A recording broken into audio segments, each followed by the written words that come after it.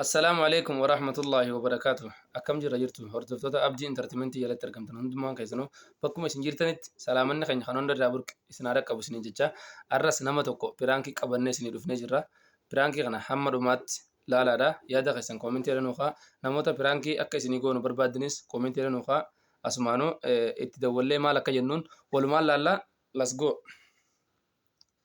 مال جتابدي Wantan jedhu abbaa dirqama waa tokko rakkinaan qabu maallaqa siif ergu barbaanne يوم الله كان أرجو باتم ما نيس عندي rakkoon qaba. أما اتدولا إرّا وارن ننجو والمال لا يخان كرا بياربا نجيسو يخان كرا مالك نورجو يناني ولا من كان خيس أخينا نوفل والمال لا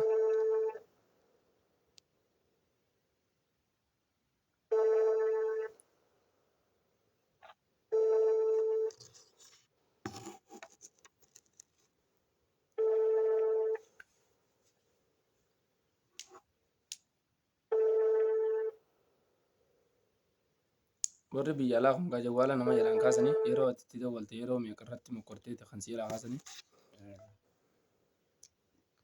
amma wanni isaan bilbila kaasuu idaniif waan biraati miti iddiinis dhiyaattee birrii idaan gaafatanii jaanii kan isaan bilbila kaasaa jiranii dirqama irratti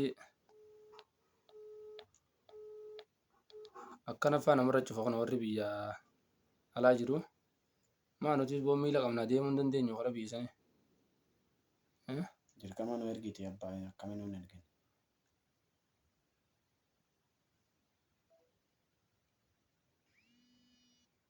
mee deebisanii nu dawwalanii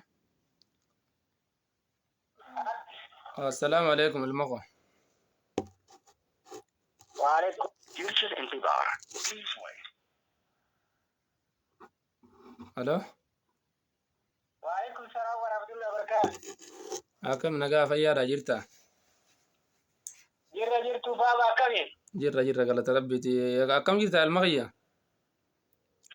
والله ما جرى كوان أو بيجارة بانو بني بني oowwiqa nagayaan qaba jajjaba oowwiqa biyya arabaa sanirra oowwiqa miskiinummaa kanaa irraa maadhaa ilmaqiyya أيه Itoophiyaanis baay'ee oowwaa jirti beektaa jireenyi baay'ee oowwaa jira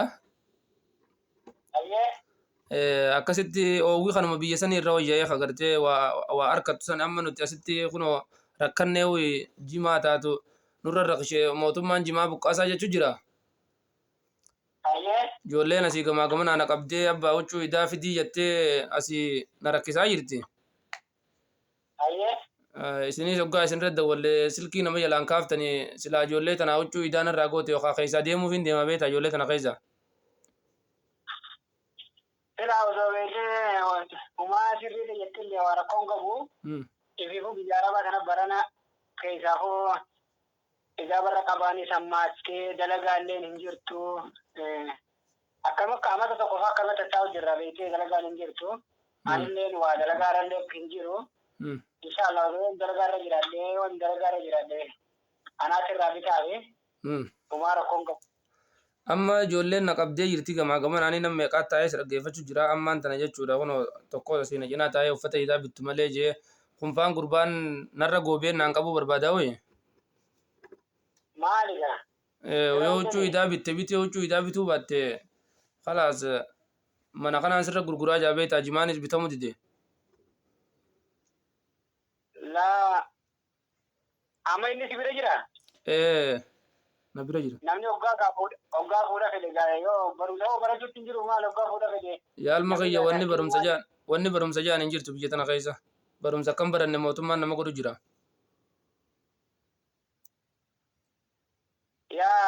yaa baabanuma gorsiga akka godhan hin jirtu waa takka kunoo nan dhaga'u yoo si dhagayetti dubbadhu barumsa keessaa isni galee hoggaa asii karaa yuunivarsiitii kan ol kutees maallaqa jeetuma asii nu cinqaa walaa gizee nuti maallaqa waan qabnu itti ergine sannoolii godhatee dhufa faadha beektaa barumsa muree jechuu mee wada dhageenii gorsaatetti kadhime amma kunoo nuti ani fiifumma bakka ijoolleen na rakkiftee waan jireenyinis qaalee jimaanis dhabameef anis amma kara biyya arabaa kanaan dhufuu deemaa na quba qabaadde Allahu akbar. Ya baba maaluma taatee biyya arabaa kana fi bokuun karatti gadda kun yommuu fi Facebook kanarratti ijoolleen afaan bishaanitti akkasitti bishaan keessatti nama 40 meeqa du'e kun mana hidhaa kana keessatti nama meeqa dhumu jira. Biyya kana maaluma gootaa nutu keessaa hin galuu barbaadan malee dalagaadhaan jirtu. Amma nuti sifirraa yoo deemneetuma gartee akkasumatti afaan baaraa sanitti illee taate yoo dhumne malee asiis jireenya nuuf fixaa jirti. Ayyee. Akkasitti ammaan tana yoo gartee ijoollee tana huccuu hidhaatis waan hin bitu dhabeen ijoolleen booda asiinan naannoo ittiin haa'u kararraa nama isuun ooltu jeetiin kalaas firraa biraa hin deema jee wanta jechuun jira beektaa. Laa ijoolleen sirraa hin gorsaati hara tokko haree duraa deemtu jirtu maamaan wayiisi jirti. Haateetis ammaan tana asiin gakkutte. Du'aa godhaati rabbi dalagaa tanaa isaanii duuti yoo dalagaa harkanne maallaqa illee isinii fi dhaggaate wanni biyya namaati baabaa fi jogoo hin jirtu anuu amata meeqa jiru waan hin fidin qabu achumataa ittiin jedha. Bargantii ollaa keenyaa sun guutuu kutee jira gara suuttiti tokko nafne.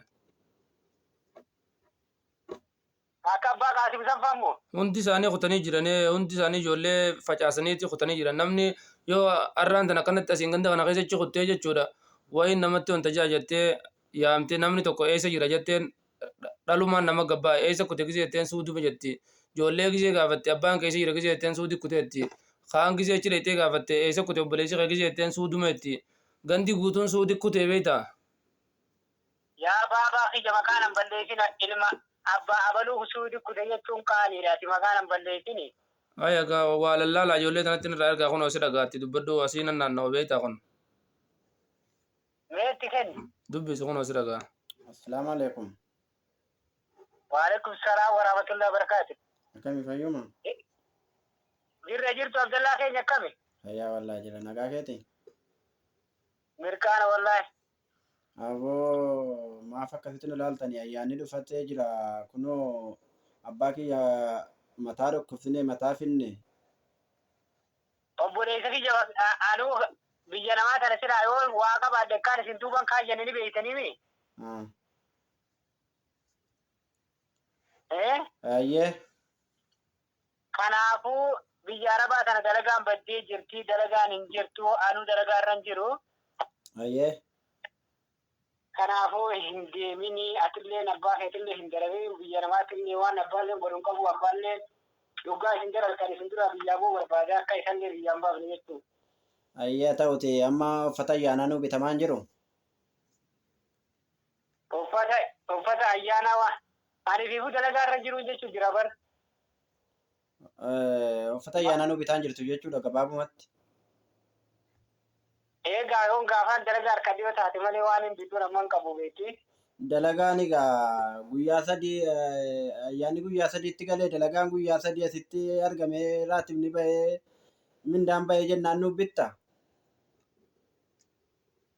Yoon dalagaa harka dhigaa du'aa godhaa akkanaan isiniif hin bite inshaallah yoon harka dhigaa. Gurbaan akka jechuu jiru barre yaalma kiyya gurbaan akka jechuu jiru. Guyyaa sadii iddi kaafteeti guyyaa sadii kana keessatti maal daleedeeti mindaa fudhattee nu ergitaa jechuu jira nuti ni aanaa jaabeeta hundi keenyaa. Shabakaa sagalee qaqqabu jira bare ani guyyaa sadii keessa mindaa isaa harkannee bilbilaaf dubare. Amma iida takkitti tan akkuma taatetti haa dabarsanii kaa.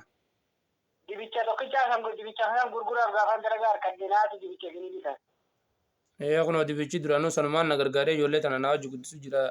Dibicha nama tokko irraatti kanamaa tokko irraatti fudhati waliin qinxii qotu jira kalaas gaa sanumaan firraa boru magaalaa geessee gurguree bitaa feeti kunoo biitti namaatis ni baddee jettanii akkatti karaa yaanuus waan garree. Biyya namaa kanatti bilaashitti bishaanii fi mana hidhadhuu irra nama meeqaatu kuyyaman keessatti rakkoo biyya namaa kana. Yoo baaba ammoo miidiyaa fayyadamtanii garuu ni beektanii rakkoo biyya namaa jettu. Miidiyaan kun OBN jaansanii Itoophiyaa keessa jiru. OBN san hordofamee reediyoo sanii qabdaan reediyoon duraanii sirraa fayyadamuun jira. Yaa ilma kiyya reediyoo sanniin qabaa sun qamadiin bakka sanatti toltee qamadiin bakka sanatti toltee jechaa walaa beektaa. Haya. وانا مدو مقدن دي سوني واتك وان رادق إني كم ولا سقلي ما دور ردي ديبسني لو كيسان فكاتي قمدينة شي باتي قمدينة شي تولتي ماري خرانا شي تولي جاني تما فانو ما وان انت أنا أزون وان بر بيتين يا غيث تبر تكاشر في كاسي تون دقين فتبتني وصونو تياسي guyyaa ibsaa yooniif ammaan tana ifaa tokko manan naqanne guyyaa shan ibsannee guyyaa 25 bilaashii kafalla yoo bishaan naqanne guyyaa 15 keessaa guyyaa lama dhufa waan baatiin nurraa fuudhan ifaan akkasin rakkoon hin jira ammoo isaan achi waan biraa son waan kifalee mootummaallee waan akkasii ergineef ifaasiniin kan kennu waa takka san ni dhaabe mootummaan waan nama qamadii facaasaadhaa kuntaala shayyoor kattan kuntaala sagal isinirraa fuudheetiin biyya alaatti ergee biyya teenya nuu guddisaa isin kuntaaluma tokko xixiqqeeffadhaa nyaadhaa jaabeeta akkasitti kunoo mootummaanis akkasitti qamadiis facaafadhaadha amma garuu harargee keessaa beektaa jimaa buqqaasaa jechuu jiranii jimaan keessatti nama buqqisaa jedhanii amma jimaan kee buqqisaa jaaniiti gaafa jimaa buqqifne gaakaram jaanatachiin teenya qamadiin taatu ni beektaa dhagaa keessa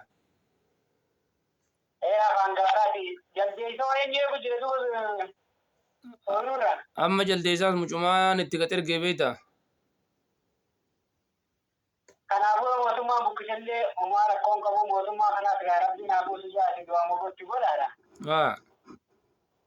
kanaaf biyya namaatti illee deeminaatti horii naatu gaafaan dalagaa akka horii isinii bitaa ati dhiyoo tana hajoollee maamaallee ittiin haa tajaajilanii maamaallee ittiin ka'ini yaa'ii godhu jirti jedhu. Bari yaaluma kiyya jireenyuma qaalee kanaa wal nama lolchiisa malee waan biraati miti osoo waa qabaate namni waa waliin lolu. Akkasitti wal lolinaati anaaf isin ergaa du'aa manaa godhaati gara gaallee rabbi haafisuuf jaa. Khalaas ayyaa rakkoon qabuuti. Ijoollee hundaa'u dawwalteen irraatti himte ijoolleen akkana rakkifne hanqishni kiyya duwwatee jira barana homaan qabnu waa takka qisha kiyyanan jiranii beektaa lubbuma qofaan jirra. Ati fiifuu ukkatti yaa baaba kiyya wanni siiraa saniif hin jiru yoon harkatti anaaf bitaa biyyatanii ati narraan iraanin. Khalaas ayyaa taate ilma kiyya. Naa jiraadha abbaa kiyya rabbi umrii si adeera isoomtu sirraa qabu. Aamin. Taate ammoo galgala dawwaltee ijoolleen irraatti himta. Ijoolleen asirraatti maatii hiriyaanin ijoollee hundinaatti hoggaan dalagaa harkannaan naaf bitaa fi guututti akka ati waan akka mudawwara salaatanii kana hundaan isinii bitan. Taate ilma kiyya rabbi fayyaa sitti haa ta'u hamtuu sirraa qabu riskii gurguddoo rabbi sitti haa kennu.